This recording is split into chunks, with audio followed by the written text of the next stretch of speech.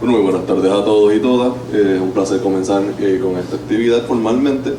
Le haré una breve introducción para antes de que nuestro estimado señor Borri comience con introducción al tema.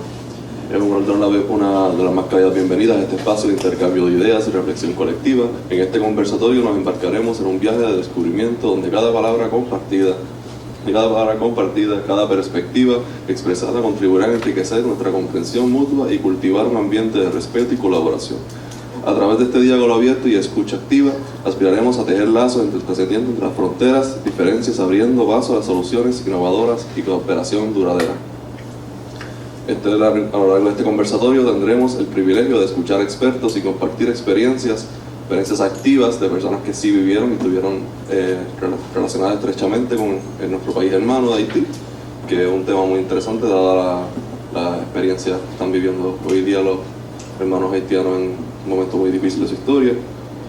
Y antes de comenzar, presentar a nuestros panelistas, la señora Lucy Magali Millán Ferrer, trabajadora social retirada. Magali, como la mayoría de las personas, la llaman una activista social a la participación de nuestra isla muchas de las luchas sindicales, comunitarias y políticas.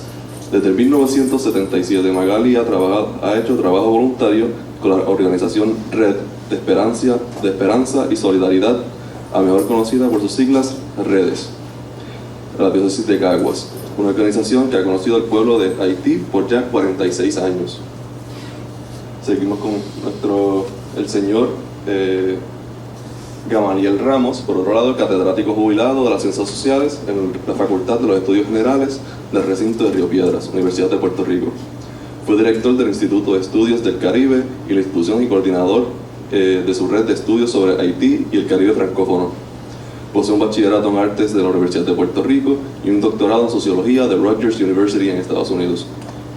Es investigador del problema de la cultura y las desigualdades sociales y políticas de Puerto Rico y el Caribe, y autor de varios artículos y libros de este campo de estudio. Y comenzaremos ahora con nuestro doctor Borri para que nos dé una introducción sobre el tema. Muchas gracias por estar aquí.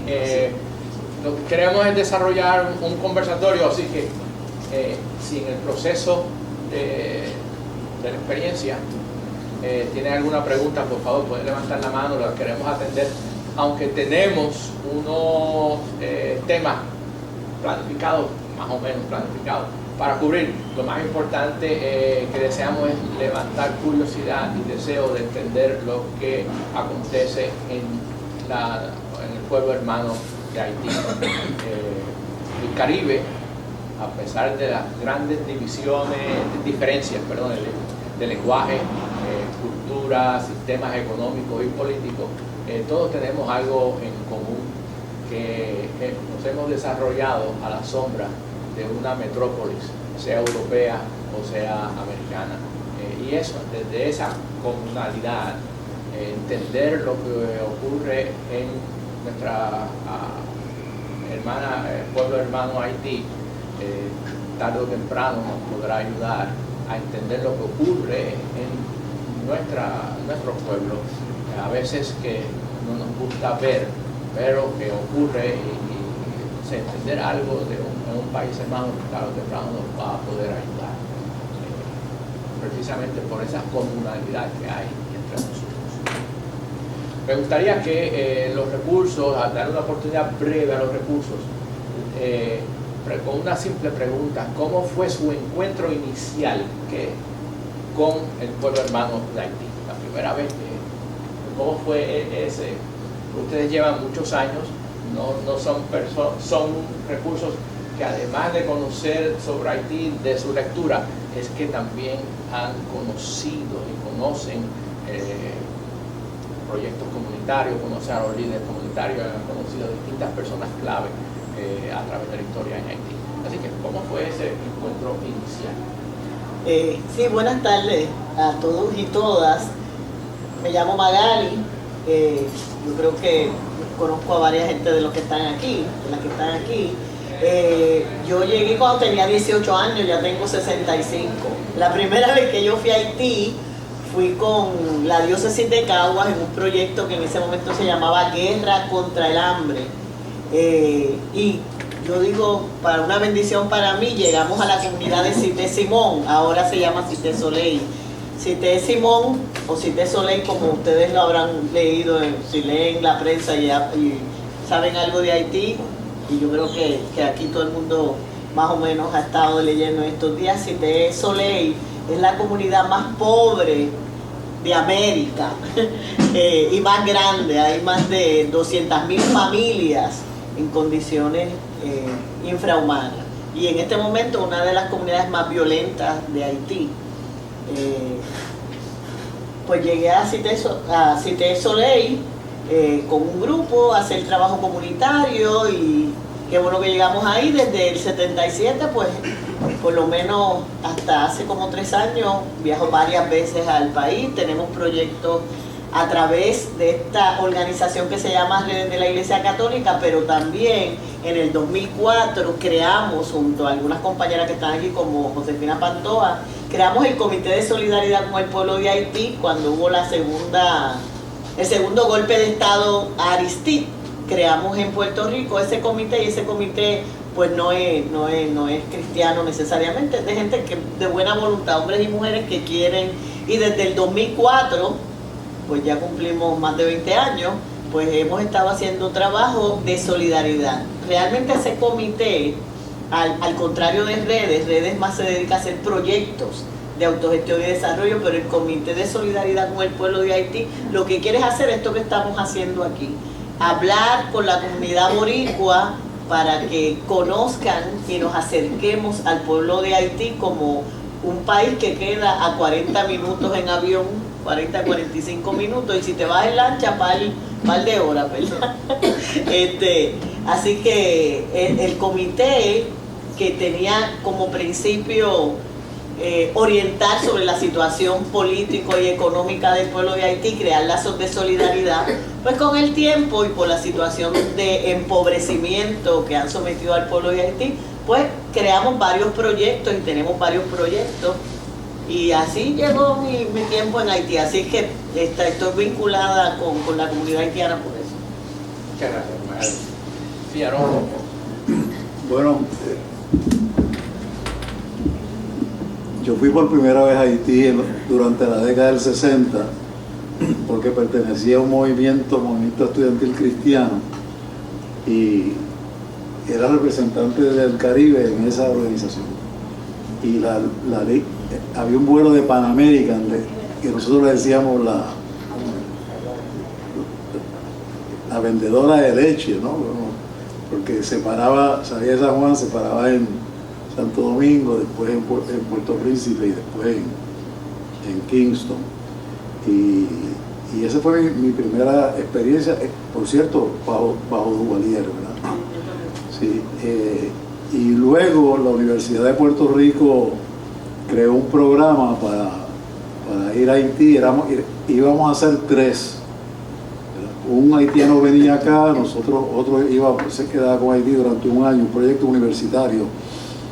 Y de los 3, el único que fui yo, porque mucha gente se preocupó con el asunto de las enfermedades y todo ese tipo de cosas. Y yo dije, para mí una oportunidad grande de ir a un país tan importante en la historia nuestra como Haití.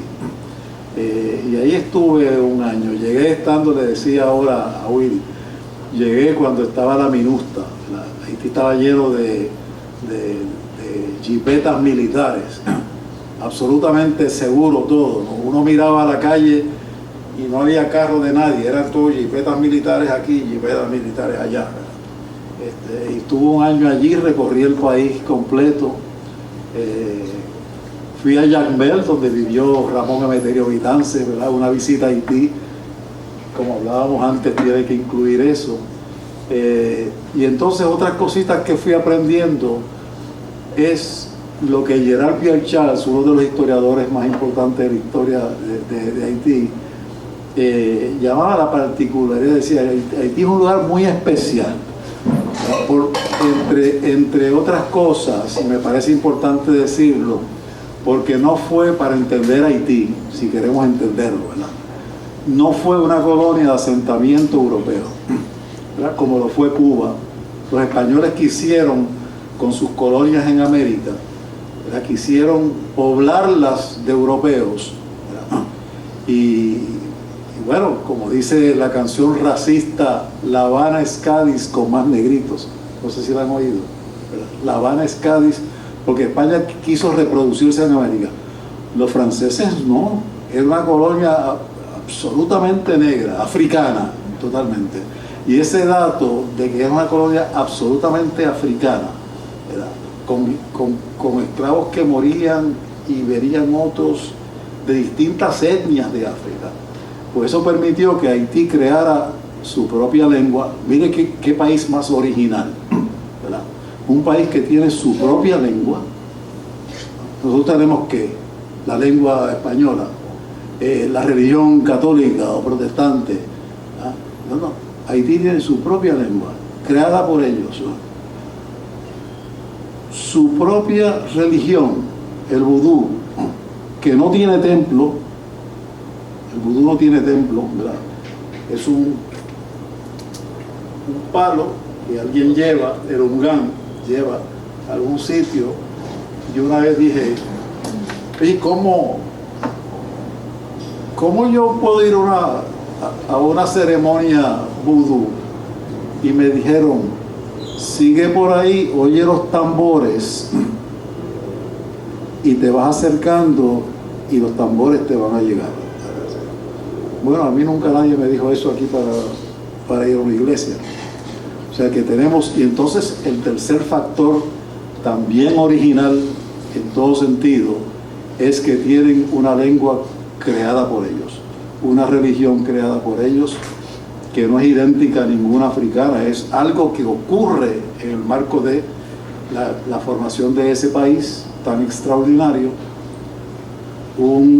una lengua creada por ellos y una estructura familiar creada por ellos. Sí, y con esto termino. El antropólogo Sidney Mintz se impresionó mucho cuando hizo estudios en Haití. Él hizo estudios en 3 países del Caribe, en Jamaica, Puerto Rico y Haití. Y de Haití, una de las cosas que más le impresionó es el papel de la mujer. El papel de la mujer. La mujer es bien importante en la vida cotidiana en Haití. Ahí termino con... Más adelante podemos tocar esos puntos. Hay algo interesantísimo en el desarrollo de Haití. Ha adelantado algo que quizás nos pueda ayudar a entender algo del contexto de lo que está sucediendo. Me refiero siglo XVII, siglo XVIII, gran parte del siglo XVIII, Haití era conocida como la perla de las Antillas. Era en el Caribe la colonia francesa más rica y de todas las colonias, españolas e inglesas y holandesas. Ya para la primera década, siglo XVIII más o menos, Haití empieza un curso que no ha podido cambiar, que es muy distinto, ya no era la más rica. ¿Qué pasó en ese proceso? Porque de ser la más rica, entra ya al finaliza el siglo XVIII como de la más pobre, y siglo XIX, obviamente siglo XX. ¿Qué pasó? Y cómo lo que pasó nos ayuda a entender el contexto de lo que está sucediendo hoy en día. No, pero fue rica mientras fue colonia de Francia. Francia, sí, pero bueno, fue la más. Fue rica. Luego de la independencia, las cosas empezaron a cambiar. Y sobre eso te digo 2 cosas. Te digo, una es, cuando se ha hablado en Puerto Rico del problema político nuestro, esto es una lucha que yo tengo. La gente habla del problema de estatus y yo siempre he dicho, y escribí una columna sobre eso, que Puerto Rico no tiene un problema de estatus. No tiene un problema. Puerto Rico tiene un problema colonial, no es un problema de estatus. Estatus es una condición. El problema colonial incluye mucho más que el estatus, ¿verdad? El problema colonial, varios autores, no sé si los libros están allí, han hablado de la creación durante la independencia de Haití, comienzo hasta nuestros días, de un Estado a espaldas del pueblo. Eso es un Estado colonial. Eso es un Estado colonial. Un Estado que se constituye para beneficio de la metrópoli y los suyos a espaldas del pueblo en la colonia. El problema, y aquí viene el problema es que luego de la revolución haitiana, que fue una revolución para zafarse de los franceses, los que manejaron el ejército revolucionario y la élite haitiana formada principalmente por mulatos en Haití, preservaron ese Estado colonial. O sea que el Estado colonial no cambió con la independencia de Haití. Nos estamos comunicando, ¿verdad? No cambió. De modo que, pero ¿cómo pudo subsistir por tanto tiempo sin tantos problemas como los que tenemos hoy? Bueno, por una razón bien importante. Esto lo hizo Pétion. Dicho sea de paso, tú conoces Pétionville, ¿verdad? Esto lo hizo Pétion. Pétion, cuando Haití se convierte en un país independiente, se establecen dos gobiernos. Una monarquía en el norte, ¿verdad? Y en el sur, o lo que ellos llaman el sur, el gobierno republicano de Pétion. Y Pétion, viendo que los haitianos no querían, asociaban el trabajo con una vuelta a la esclavitud, ¿verdad? Porque incluso bajo Dessalines, que fue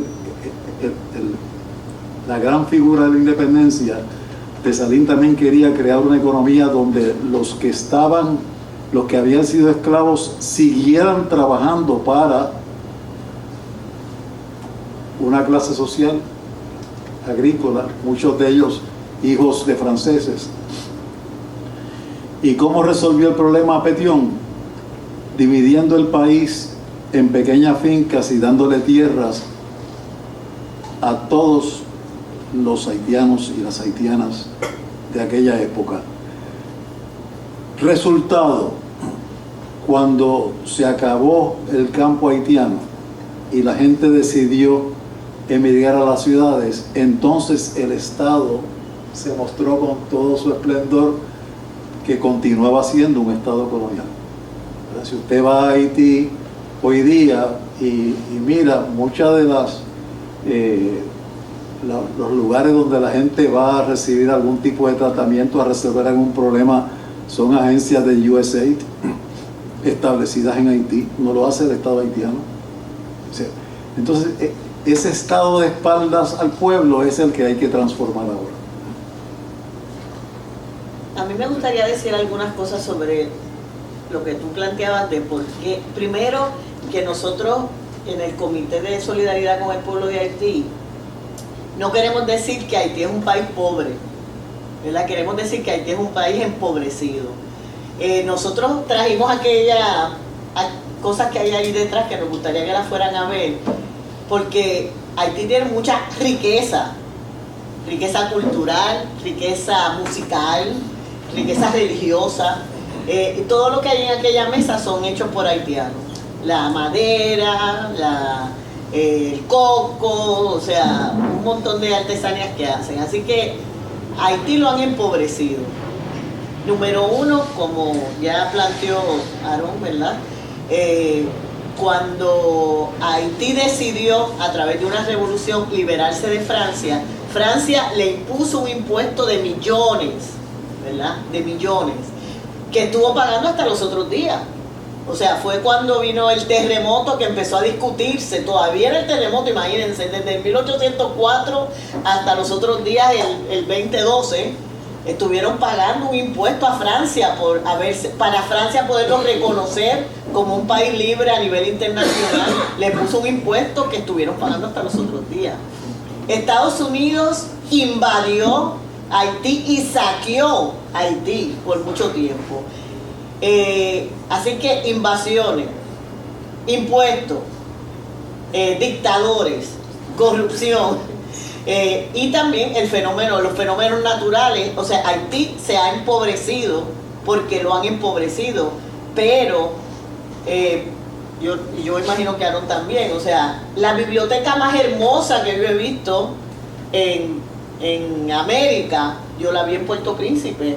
O sea, una biblioteca de varios pisos donde la gente baila, hace artesanía, que es de esta señora que fue candidata a primer ministro, Michelle, y su fundación. Haití tiene la Citadela, que es el palacio, único palacio que queda en toda América. Michel Pierluis. Ajá, Michel Pierluis. El palacio que queda más antiguo de toda América está en Haití, que los dominicanos últimamente están diciendo que es de ellos, pero es de Haití. Porque, las playas, no las más hermosas, porque las más hermosas están aquí, pero una de las playas más hermosas que existen en América está en Haití. O sea, Haití es un país, la gente dice, no, Estados Unidos no se ocupa de Haití ni Francia, porque no, sabemos y creemos que muchas de las cosas que están pasando es porque quieren explotar Haití, porque en Haití hay oro, hay minerales, y Haití tiene en su constitución una ley que no permite que se trabaje debajo del suelo. O sea, todo el territorio haitiano, yo como extranjera no puedo comprar tierra en Haití, porque no se permite. Fíjense, aquí que todo el mundo compra hasta, nos compran hasta nosotros. Y no se puede trabajar en subsuelo. Y lo quieren trabajar. O sea que Haití, a pesar de que ha sido empobrecido por todas estas cosas que nos vamos, ¿verdad? Porque no nos va a dar tiempo aquí a discutirlas una por una. Haití es un país que tiene mucha riqueza, ¿verdad? Cultural, humana. Haití tiene un montón de artistas. Yo no he visto una mujer más hermosa que Emily Michel y su música, ¿verdad? Y es de verdad un país muy rico, pero lo han empobrecido. Nada, eso era lo que quería decir. A lo mejor mi percepción es equivocada, me pueden corregir, pero ocurren ciertos ciclos de un tipo de estabilidad, la tensión. Para un cambio aparecen uno que otro líder con una consigna. Uno de los que recuerdo es Jean-Bertrand Aristide, que conociste personalmente, la Balance.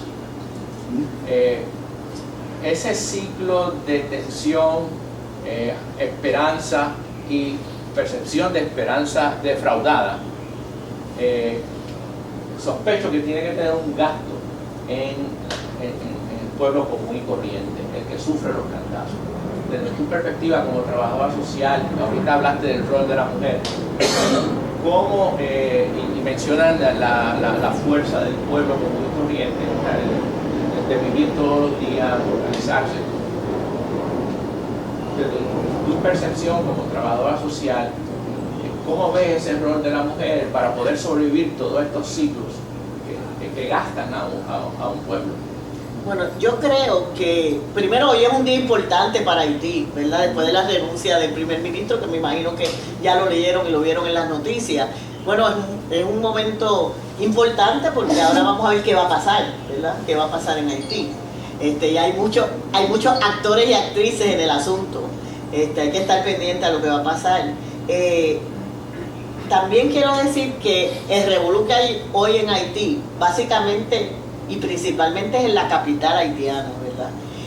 Lo que pasa es que al igual que aquí en Puerto Rico, la metrópoli controla la economía, la cosa política, y al igual, obviamente al tener a Puerto Príncipe en el caos que hay, pues hay un caos en el país, pero no es que no es todo el país esté en caos, ¿verdad? No sé si me explico. Y yo creo que, lo decíamos ahorita, el pueblo haitiano para mí es un pueblo que yo digo, ¿cómo lo explicamos? Porque primero que es un pueblo bien fuerte. O sea, hoy tú vas a Haití fácilmente y si no hay, miren, en Haití puede pasar cualquier cosa, pero hay carnaval. O sea, porque a la gente le gusta el baile, la alegría, y entonces es un pueblo de resistencia. Porque los revoluciones que vemos en la capital no es solamente las bandas. O sea, tú dices, la gente se manifiesta en Haití. Una manifestación no es como aquí, que 1000 personas, que muchas somos. En Haití, cuando la gente se manifiestan millones de personas. sea, la gente tiene mucha conciencia y mucha sensibilidad social. Y la mujer, como tú me preguntabas, en el caso de Haití, las mujeres haitianas prácticamente son las que mantienen la sociedad. Las mujeres haitianas, las madame, ¿verdad? Son las que practican. En Haití es una sociedad que se mantiene de la venta de cosas en la calle. Por lo menos, me imagino que algunos de ustedes ha ido, pero a mí una de las impresiones que me marcó para toda la vida es las miles de gente que vive en la calle. Yo digo que Haití es un pueblo que vive en la calle. O sea, las casas en Haití se usan para dormir, para más nada. O sea, toda la vida del pueblo es en la calle. Y cuando yo digo en la calle, es en la calle. O sea, ahí, bueno, no la van a ver, pero hay una foto de las miles y miles de gente en Puerto Príncipe todo el día. Y desde las 5 de la mañana hasta las 9 de la noche hay gente en las calles. Que aquí ya a las 6 de la tarde, tú caminas por cualquier sitio y no hay gente. En Haití hay miles de gente en la calle. Y la mayoría son mujeres trabajando. O sea, las mujeres trabajando, vendiendo, comprando, cocinando en la calle. La mujer mantiene la economía de Haití. O sea, es la que mantiene además la casa, por supuesto, como ustedes saben, y es quien va al campo a trabajar y quien va a vender. O sea, y es realmente la fuerza que mantiene el país. Y yo creo que para mí uno de los países y uno de los pueblos más fuerte emocionalmente es el pueblo de Haití. O sea, un pueblo que se levanta todos los días a las 5 de la mañana al trabajo fuerte, y el papel de la mujer es importantísimo en todos los sentidos, ¿verdad? Es una cosa muy importante. No sé si ellos quieran hacer ¿Alguna conversación. pregunta? En todo sentido, en Haití hay un matriarcado. Yo creo que sí. Hay un matriarcado que yo mantengo que es lo que sucede aquí también, pero eso, o sea, tú defines la cosa y llevas la definición a las últimas consecuencias, pero lo que se trata de que viene que es un matriarcado. Y me llama la atención lo de que trabajan en el campo, porque el trabajo del campo es el trabajo más duro que existe. Es más duro que la construcción, el trabajo del campo. Si usted tiene contacto con gente que trabaja en construcción, usted lo oye diciendo que a mí no me agarran trabajando con pala, pico y azada ni a tiro. O sea, y el trabajo de la construcción es duro, ¿no? Y es un hombre que te estoy hablando, ¿no? Y que también eso porque eso me llama la atención, porque el trabajo sí demanda fuerza física real, o sea, porque meter un pico a la tierra tú tienes que tener, y eso es muy interesante, ¿no? O sea, y el impuesto de reparaciones de guerra, ellos tuvieron que pagarle lo que gastaron los franceses en la independencia, que dicho sea de paso, derrotaron a Napoleón, nada menos que a Napoleón, ¿no? Que eso también yo no me había dado cuenta cuando yo me puse. Los haitianos derrotaron a Napoleón y los españoles derrotaron a Napoleón. O sea, que Napoleón no era un boy scout. O sea, y los haitianos lo derrotaron,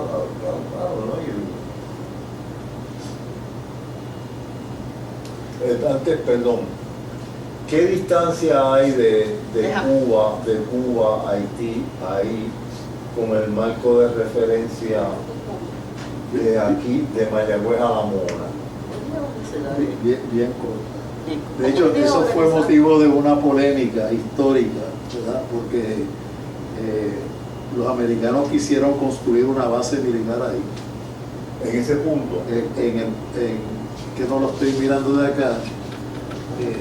Sí, el punto más cercano al oriente cubano, ¿verdad? Sí. Porque recuerda que cuando las potencias europeas se van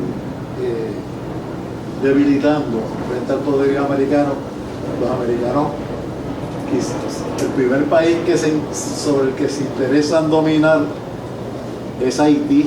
Incluso hay un capítulo, aunque no vamos a hacer historia hoy, porque pensamos que era una conversación, ¿verdad?, entre todos nosotros, pero nada menos que el abolicionista americano Frederick Douglass vivió en Haití. Pero Douglass se da cuenta cuando lo envían a Haití, primero que lo envían no como el cargo, la gente dice que era embajador, él no tenía el cargo de embajador, era un representante porque era una persona negra. Estados Unidos es un país bien racista, y llega, y el primer obstáculo que tiene en la ruta a Haití es que la marina que lo trasladaba a él de Estados Unidos a Haití no quería que se sentara en el asiento en que se sentaban los embajadores, el que iba a ser embajador en Haití. Y cuando llega a Haití se da cuenta, esa biografía hay que leerla, la de Frederick Douglass, se da cuenta de que los americanos lo que querían con su presencia era que él influyera sobre un gobierno dominado por negros para que las empresas marítimas americanas que se estaban instalando en Haití, ¿verdad?, pudieran tener prioridad sobre las europeas. Incluso hubo una época en que había una ruta marítima Jacmel-Ponce-Puerto Rico. O sea que Haití siempre fue, Haití no perdió su importancia, pero como muy bien dice Magali, es un país rico, pero ella lo dice con mucha firmeza, y yo lo voy a afirmar con fuerza también, empobrecido por muchas razones, entre ellas todo ese prejuicio que conlleva el que un país esté dirigido por personas negras. Eso hay que tenerlo siempre en cuenta, claro. Un castigo por haber sido la primera colonia. Y doy el salto ahora. Estoy tratando de estimular para que haya para que vengan más preguntas de allá. Lo hablábamos hace un ratito. Es significativo que por primera vez en mucho tiempo el ejército que se quiere que llegue a Haití, porque van a necesitar una policía fuerte para bregar con la situación actual en Haití. No es fácil lo que está pasando. Dos actores. Uno, el que intentó Henry, el primer ministro que acaba de dimitir, que es buscar un ejército de personas negras en Kenia. Ese fue su intento. Eso le falló porque en Kenia mucha gente se opuso. Y nosotros necesitamos la policía aquí, que usted hace moviéndose para Haití. Pero entró el gran actor. Yo soy toda esperanza. El gran actor, CARICOM, la Asociación de Países del Caribe, dominada en un momento por países independientes del Caribe ex británico, pero añadieron a Surinam, que fue colonia holandesa, y posterior a Surinam, Haití. Quiere decir que Haití, no es que ellos van ahora a conocer Haití, Haití lleva años, creo que desde el 2002, no sé si te recuerdas la fecha, siendo miembro de CARICOM. Es decir, que Haití ahora tiene una comunidad de personas principalmente negras, tratando de impulsar un proyecto que lleve al establecimiento de un Estado democrático, representativo, y que no le dé la espalda al pueblo, porque el gran problema es que en Haití hay unas clases sociales, muchos de ellos, no todos, hay negros también, pero muchos de ellos son mulatos, que se benefician de que Haití esté jodido, vamos a decirlo así. Es decir, usted tiene una historia larguísima de gobiernos, todos ellos con un pequeño, partidos organizados con un pequeño ejército. La gente dice, mira, barbecue, ahora barbecue es famoso, ¿verdad? En Haití, todas las personas ricas tienen un pequeño ejército en su casa. Sí, la situación es una situación, usted la empieza a mirar. Cuando se construye una casa en Haití, la gente que la construye vive en el lugar de la casa. Esto yo lo vi. Si la gente vive, están haciendo la casa, ellos viven ahí, pero se quedan cuando se termina la casa, se quedan como servidumbre de esa casa, o como ejército de la persona. Si es muy rica, esa persona tiene 20, 30 guardaespaldas, choferes. Yo llevo un carro a Haití, no le voy a hacer la historia larga, una trooper, y tan pronto la saqué del puerto que la estacioné, había una fila de gente que querían ser mi chofer, y yo no aguanto eso, ¿verdad? Y uno me dijo en una ocasión, porque esto es como una especie de visión de que la gente está allí para ser servidumbre de otro. Es un aspecto de la cultura haitiana que hay que acabar. La idea de la servidumbre. Y la primera persona que se acerca para ser mi chofer me dice, ¿y usted a dónde va? Yo digo, bueno, yo voy a trabajar en la rectoría de la Universidad de Estado de Haití. Y me dice, pero no, recuerde, si yo soy su chofer, mientras usted está en esa oficina, yo le estoy limpiando el carro. O sea, él estaba con un pañito limpiando el carro todo el día, el tiempo que sea. Uno no puede desarrollar un país con esa mentalidad. Aspiramos a que eso termine, a que el gran sacrificio que hizo el pueblo haitiano por quebrarle las garras a la esclavización humana, porque vamos a decirlo así, aquí usamos la palabra esclavitud como si fuera cualquier bobería. Los europeos esclavizaron a seres donde nació la humanidad. Esclavizaron a seres donde nació la humanidad. Y los trasladaron acá. Y los amarraron, los esclavizaron. Y crearon Haití. Y una vez se independiza, como acaban de decir, no los perdonaron. No los perdonaron. No, sí. Porque si me dejan Omar, quiero que haya preguntas. Yo creo que debemos ir para entender un poco lo que está pasando ahora, ¿verdad? Porque han pasado muchas cosas en Haití y yo creo que sería bueno hablar un poquito de la realidad actual.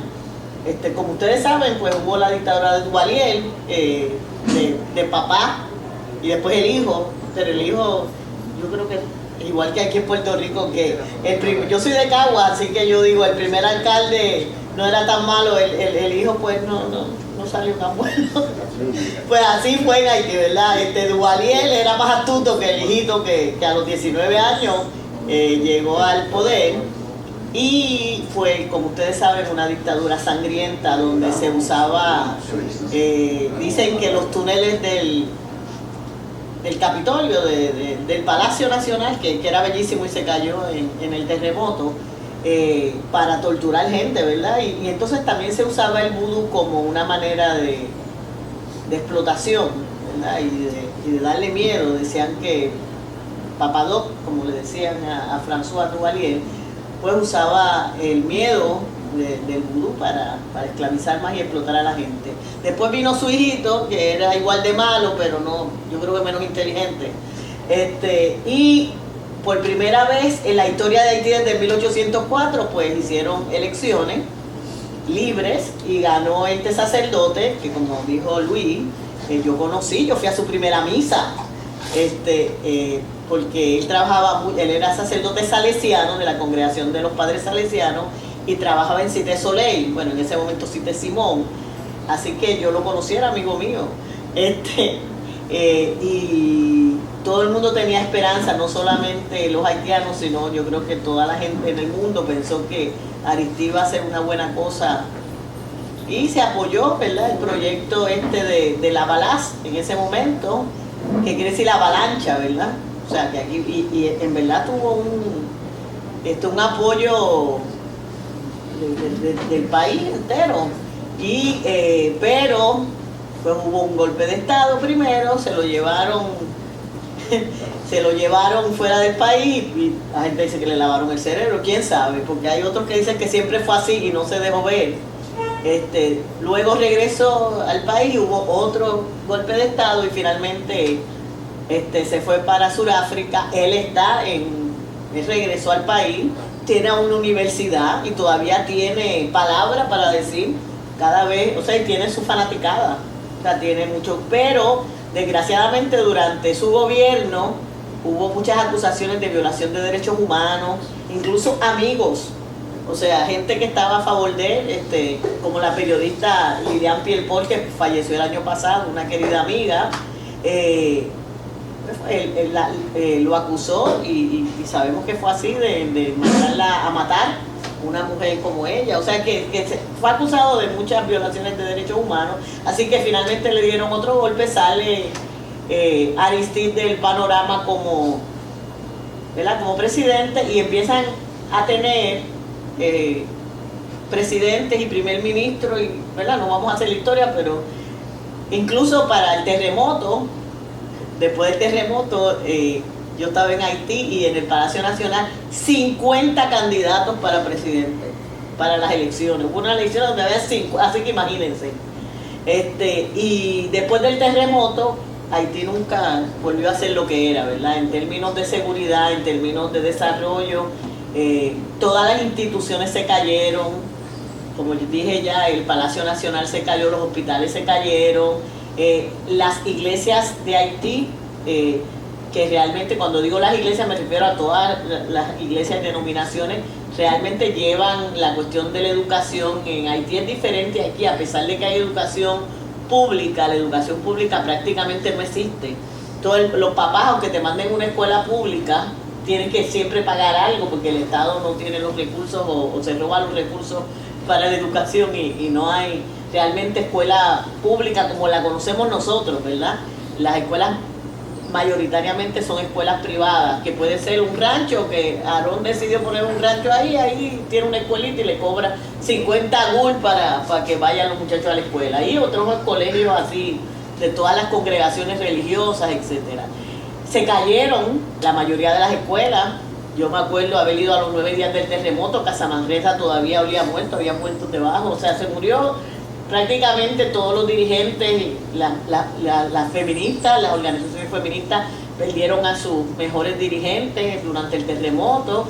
Así que el terremoto dejó también un vacío de instituciones, un vacío de liderato, y desde ese momento hasta acá, pues nadie, ustedes saben que entonces llegaron, como dicen, el río revuelto, ganancia de pescadores, que dicen, pues el río revuelto, hubo pastores que robaron niños, hay miles de niños que salieron de Haití robados por pastores, por misiones. Pues bueno, o sea, después del terremoto fue un caos total, y ese caos todavía sigue, ¿verdad?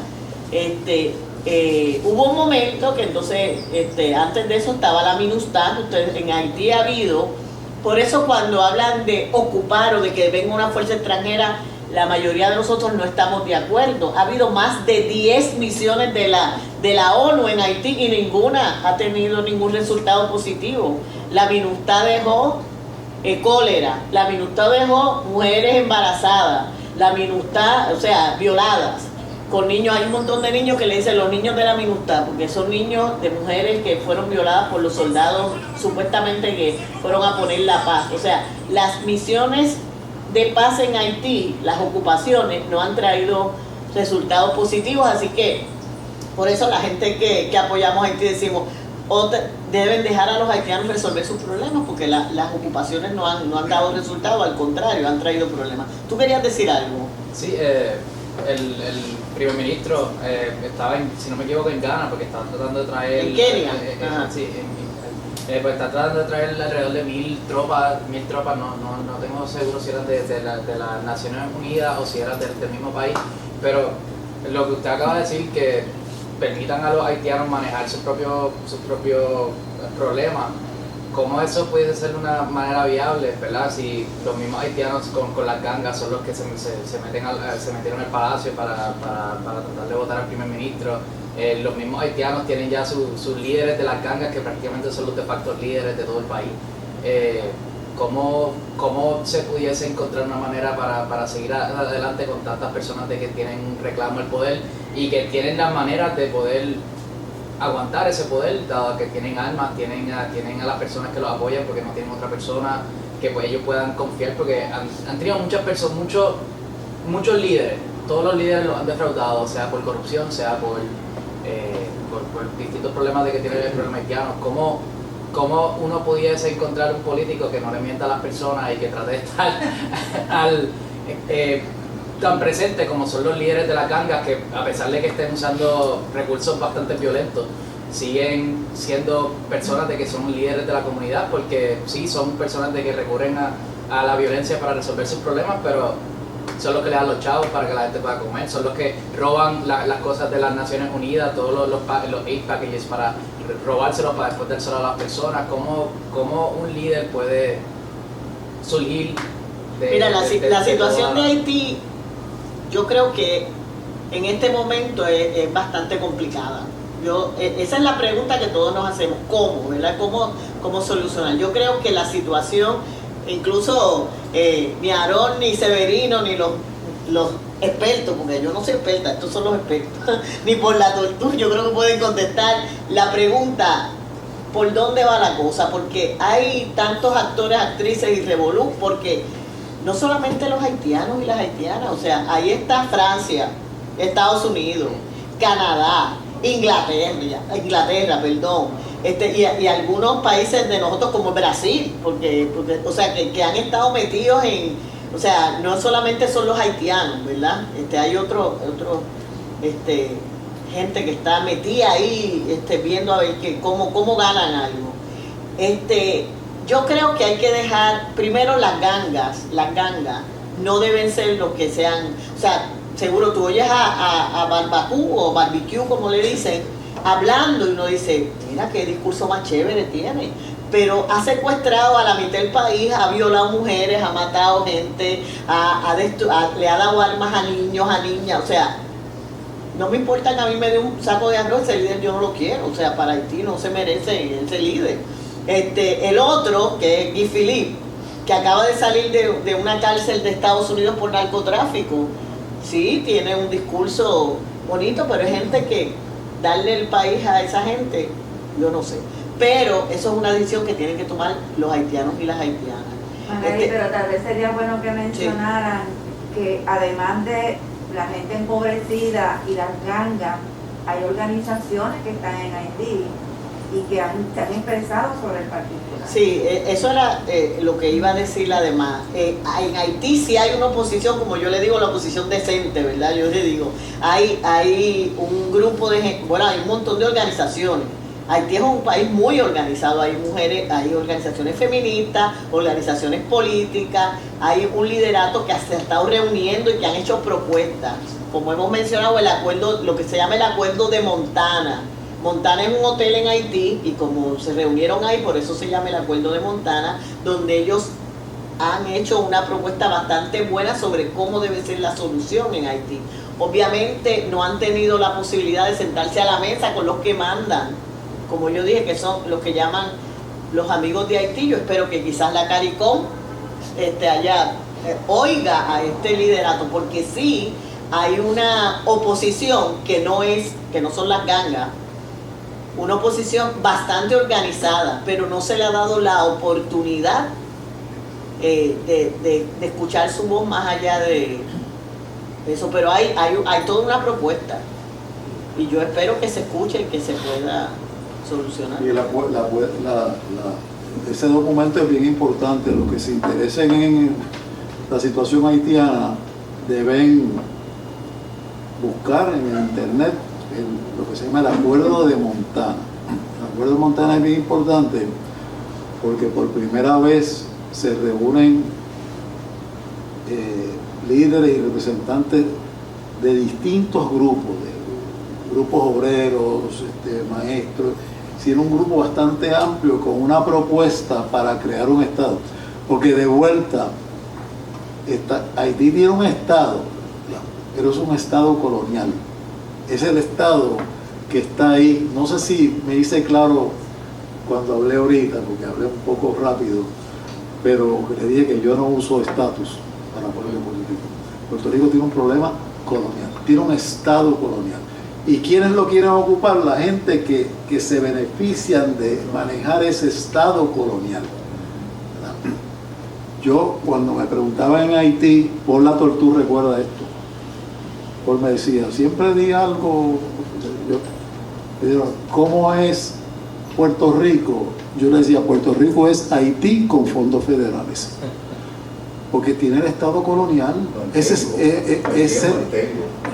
Aquí la gente se muere por controlar el gobierno de Puerto Rico. Eso es el estado colonial. Ese estado, en el caso de Haití, en vez de dejarlo atrás, lo dejaron intacto. Ahora, ¿bajo el mando de quién? Uno, la población, los combatientes negros que lucharon en el ejército de Salín, y la clase mulata. Mulata ya puede ser una persona bien blanca, dicho sea de paso. Te puede encontrar en Haití una persona, hablábamos de eso ahorita, tan blanco como Bill Clinton, pero nació en Haití, no se le puede decir blanco. Se le dice mulato aunque su piel es sumamente blanca. Esa gente, muchos de ellos herederos, y tienen un nombre que ahora perdí. Cuando los hacendados blancos franceses tenían relaciones sexuales y paría la mujer esclava un hijo mulato, se le daba, por ser mulato, se le daba tenía por supuesto un nombre, no recuerdo ahora, un papel más alto que el resto de los haitianos. O sea que si usted era hijo de blanco con negro, tenía muchas más ventajas. Hay un caso interesante, y yo siempre lo digo también de forma jocosa, y es que mucha gente no sabe que Haití tuvo representación con voz y voto en la Asamblea Francesa. ¿Por qué tuvo representación? Bueno, era la Revolución Francesa. La Revolución Francesa se plantean igualdad, equidad, fraternidad, y se pone la pregunta durante la Revolución Francesa por sobre la mesa, y esto incluye a Haití, y la conclusión de ese debate fue que sí que incluía a Haití. Por lo tanto, eligieron a 3 personas. Solo uno de ellos negro, que dicho sea de paso, recién llegado de Senegal. Ese negro recién llegado de Senegal representó el norte de Haití en la Asamblea Francesa, y yo a veces jocoso hizo, ni Jennifer González nunca no tiene voz y voto en el Congreso de Estados Unidos, y los haitianos lo tuvieron. Y usted ve que ya la Revolución Francesa creó la base para la independencia de Haití. Ahora, ¿cuánto duró la Revolución Francesa? Una vez termina la Revolución Francesa, ese estado anhelado se pierde, y el estado haitiano al día de hoy es el mismo estado colonial que existía durante el dominio francés, manejado por sectores internos. Ese es el estado que le toca ahora a estas personas que están reunidas en Jamaica. Les toca ahora decidir cómo van a desmontar ese estado y hacer un estado, de nuevo, usando esa imagen, mirándole los ojos al pueblo, no de espaldas al pueblo. Y voy a hacer este comentario para ver si los estimulo a que sigan haciendo las preguntas. Cuando Rosny Smart, que tú lo conoces, ¿verdad?, era un compañero que estuvo casado con una puertorriqueña y fue primer ministro de Haití. Y cuando era primer ministro de Haití, pues luego de yo regresar iba a Haití, y entonces lo procuraba él, y un día me dijo, no te puedo atender. Yo estaba con Mirza Medina, usted la conoce. Me dice, no te puedo atender porque estoy bregando con un asunto muy serio, y bueno, te esperamos, pero espérenme ahí, esperamos. El asunto serio es que los chinos habían llevado a Haití innumerables camiones, jipetas, diggers, toda esta maquinaria para resolver problemas de distintos tipos, ¿no? Agrícolas y de otro tipo. Y los chinos, a diferencia de otros ejércitos que van allá con maquinaria y la montan en un barco y se la llevan al país de donde vino, los chinos querían dejar toda la maquinaria en Haití, pero le pusieron una condición al gobierno de Haití, que es la que me narra el primer ministro. Me dice, la condición era que crearan una oficina, alguien que me ayuda ahora, la que está a cargo de asignarle los carros a una oficina y se pone en Puerto Rico, ¿cómo se llama? ¿Transportación pública? No, cuando en Puerto Rico se compra un vehículo, se coge el número del motor y eso va a una oficina que está a cargo, que dice que ese vehículo es del gobierno de Puerto Rico. Ya ahorita me viene a la mente. Servicios generales. Servicios generales. Servicios generales. Y entonces los chinos le dicen a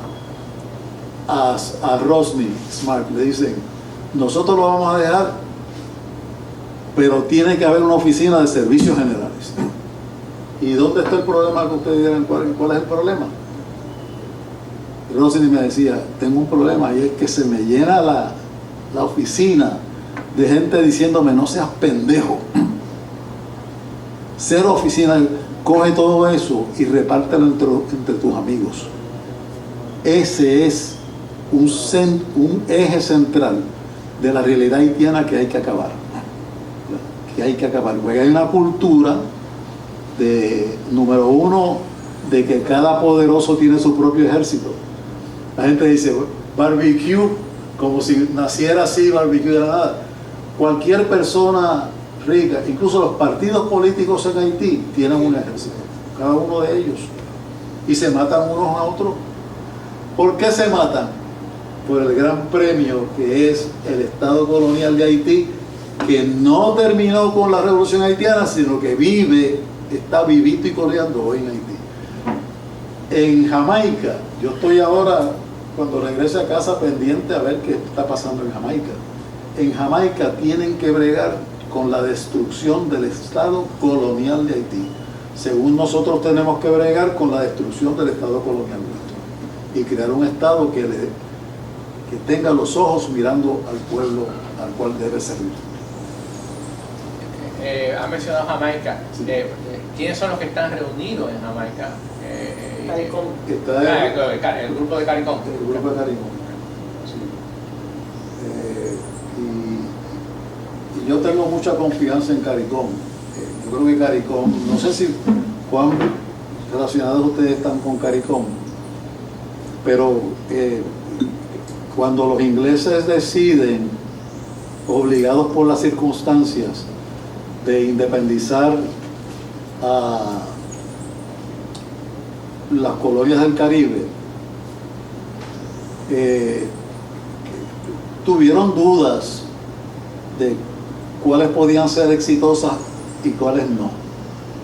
Y pensaron que las grandes colonias, Jamaica, Guyana, iban a ser exitosas porque están llenas de recursos, y que colonias pequeñas como Antigua, Saint Kitts y demás iban a fracasar. Y entonces empezaron a ver cómo unían colonias pequeñitas para hacerlas grandes. Pues resultó que fue al revés. Las colonias que tuvieron éxito fueron las colonias pequeñas. Y en ese momento en que se da eso inesperado, que era que las colonias pequeñas tuvieron éxito y las grandes fueron un desastre. Guyana es un desastre. Guyana está repleta de cuanto mineral en el mundo hay, y Guyana todavía opera como si tuviera un estado colonial, un estado para un pequeño grupo de gente, de espaldas al pueblo. Pues los científicos sociales, muchos de Estados Unidos y de Europa, se pusieron a indagar cómo fue que las colonias pequeñas tuvieron éxito y las grandes no. Y hay toda una literatura en ciencia política sobre eso. Y saben ¿cuál fue la respuesta? Tenían instituciones. Eso nos debe a nosotros llevar a reflexionar. Si queremos que Puerto Rico sea un país independiente, no podemos destruir las instituciones. Las instituciones son importantes porque las instituciones están más allá de los individuos. El Estado colonial no tiene institucionalidad. ¿Está hecho para qué? Para beneficiar, cuando es una colonia, a la metrópoli. ¿O para qué es el Estado colonial de Puerto Rico si no es para beneficiar a Estados Unidos? ¿Para qué es? ¿Cómo nosotros hacemos un país? Y esa es la pregunta también de los haitianos. Hacemos un país, esta frase no es mía, con un gobierno, un Estado que mire a los ojos de ese pueblo y esté abocado para el pueblo. Imagínense ustedes, y con esto termino, los países que no tienen muchos, no tienen un buen gobierno, le piden a países europeos y Estados Unidos que establezca sus instituciones en Haití. Hay libros sobre esto. Estados Unidos, la USAID ocupa un papel importante en la vida de Haití de muchos países, y además le da dinero a organizaciones no gubernamentales, las famosas NGO. Solicitan dinero. Usted quiere hacer una escuela o quiere hacer un centro de salud, usted no se lo pide al Estado haitiano, usted se lo pide al gobierno de Holanda, al gobierno de otro sitio. Ese dinero que llegaba a Haití para la organización encargada de la salud en tal sitio o de la educación en tal sitio, Duvalier le puso un impuesto que alcanzaba casi la mitad de lo que recibía. O sea que miren el Estado duvalierista como era.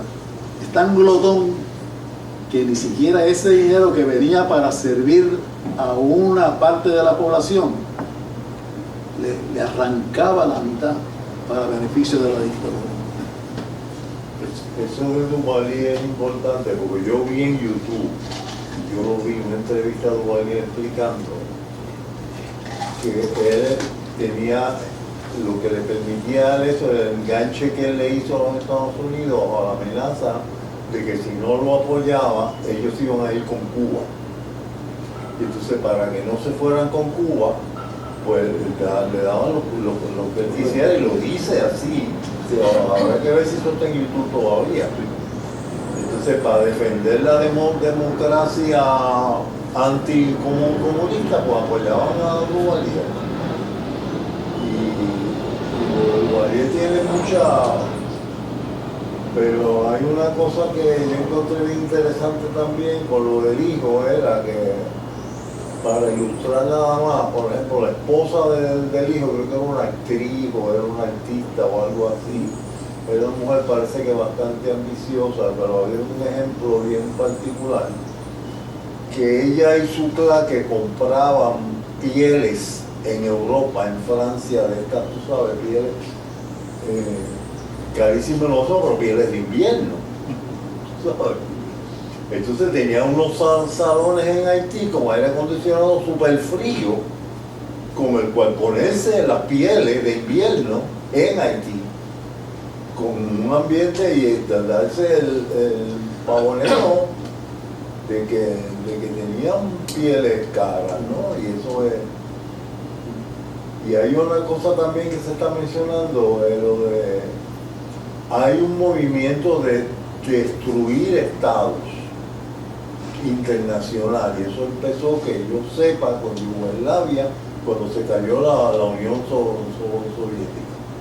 Cuando se cayó la Unión Soviética, Yugoslavia, que era como una cuña entre medio, como para aquí o para allá, pues le cayeron encima y la reventaron, que no vino a resultar en la mujer de Trump, que es de allí, ¿no? Entonces, por ahí para abajo, Libia, sí, hay un movimiento de destruir estados. Entonces esto es brincado con el tráfico, entre comillas, de droga, que no es de droga, es tráfico criminal de de lo que pueda haber, o sea, que esté empotrado, eso es dinero inmenso que crea esa industria capitalista, pues tiene que acomodarse en la banca internacional, ¿no? Y entonces en el tráfico de drogas específicamente, Haití es un bizcocho. Y la posibilidad, o sea, montar un estado, que tumbar un estado para montar otro estado es difícil, porque mientras menos estado haya, porque o sea, los traficantes de drogas son poderosísimos. Es la 1 de la tarde, las cosas buenas siempre tienen su fin, ¿no? Pero vine con una pregunta, yo creo que me las han contestado, no sé de ustedes. ¿Cómo podemos explicar que unas gangas controlen a un país? Entonces es que hay algo cultural envuelto mucho más allá, quizás no lo podamos ver y entender a primera vista, ¿no? Esto me recuerda al inicio de los teólogos de liberación, que a mí me dio trabajo entender de que para provocar los cambios ellos optaron por entender la cultura, que los verdaderos cambios vienen con los cambios culturales. Y me hablas en Haití no meramente de cambiar la estructura de un gobierno, es que hay que cambiar la cabeza y cómo lo visualizamos. Y eso pues también tenemos mucho que trabajar aquí en Puerto Rico. Te quiero dar las gracias por estar aquí con nosotros y compartir sobre este tema. Espero que le haya sido de agrado y de provecho. Quiero aprovechar que hay unos libros de nuestra biblioteca. Yo le solicité a Luz Pizarro, tuvo la amabilidad de hacer la investigación, qué recursos bibliográficos hay en nuestra biblioteca sobre Haití. Y físicos, recursos físicos bibliográficos, algunos de ellos están en la mesa, lo pueden ver, observar, abrir. Yo lo voy a donar también. Muchas gracias. Y la intención, junto con el propósito de este conversatorio, animar la curiosidad, estimular la curiosidad para conocer a un pueblo hermano que vive muy cerca y del cual nosotros tenemos mucho que aprender. Muchas gracias. Gracias. Hay unos audios atrás.